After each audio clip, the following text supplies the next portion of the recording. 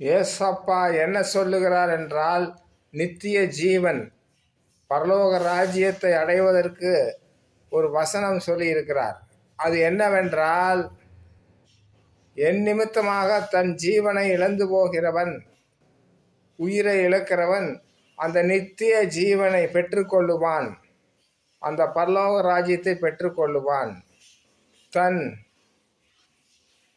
தன் ஜீவனை பாதுகாக்க விரும்புகிறவன் அந்த நித்திய ஜீவனை இழந்து போவான் என்று ஏசப்பா சொல்லியிருக்கிறார். பிரியமானவர்களே, நன்றாக உதாரணமாக சொல்லுகிறேன், கேளுங்கள்.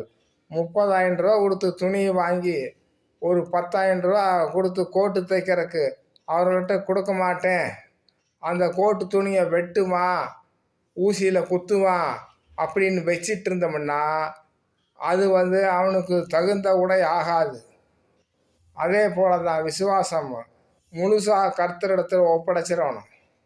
அவர் என்ன ஆனாலும் சரின்னு அவரை விசுவாசிக்கும் பொழுது நமக்கு அந்த நித்திய ஜீவனை தருகிறார். பிரியமானவர்களே, இயேசுவின் நாமத்தினால் நான் உங்களை ஆசீர்வதிக்கிறேன்.